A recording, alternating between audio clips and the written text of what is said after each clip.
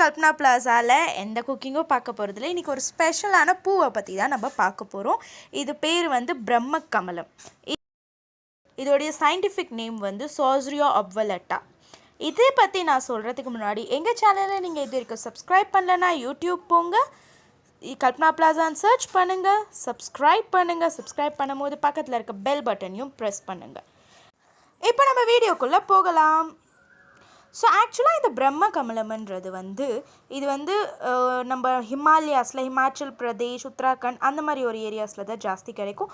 4500 feet ஹைட்டுக்கு மேலே தான் ஹிமாலயாஸில் கிடைக்கும். இது பூக்கிறது ரொம்ப ஸ்பெஷலாக இருக்கும். இந்த பூ வருஷத்துக்கு ஒரே ஒரு முறை தான் பூக்கும். அதுவும் ஜூன் ஜூலையில் ஸ்பெஷலாக பூக்கும். இது பூக்கும்போது ஃபஸ்ட்டு ஒரு மொக்குலேருந்து தான் பூக்கும். இதுக்கு இதோடைய ஸ்பெஷாலிட்டி என்னென்னா, இது இலையிலேருந்து பூக்கிற ஒரு பூ. அண்ட் இது சின்ன மொக்காக இருக்கும். அது அந்த மொக்கு பிரிஞ்சு அது பூ ஆகிறதுக்கே அதுக்கு ஒரு நாள் டைம் அந்த மாதிரி எடுக்கும். ஸோ இந்த மொக்குலேருந்து இது விரிஞ்சு அந்த பூவை பூக்கும் போது அது பார்க்குறதுக்கே ரொம்ப அழகாக இருக்கும். எங்கள் ரிலேட்டிவ் வீட்டில் இந்த முறை நிறைய பூ பூத்துச்சு. இது பார்த்திங்கன்னா இதெல்லாம் மொகுலேருந்து சின்னதாக பூ மாதிரி பூத்தது. அதுக்கப்புறமா இது இன்னும் விரிஞ்சு பெரிய பூவாச்சு. ஸோ இதோடைக்கு நிறைய யூசஸ் இருக்குது.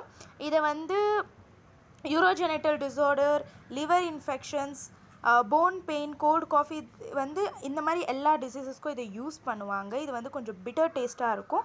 ஃபுல் பிளான்ட்டே அப்படி தான் இருக்கும். ஆனால் ஃபுல்லாக மெடிசினலான ஒரு பிளான்ட்.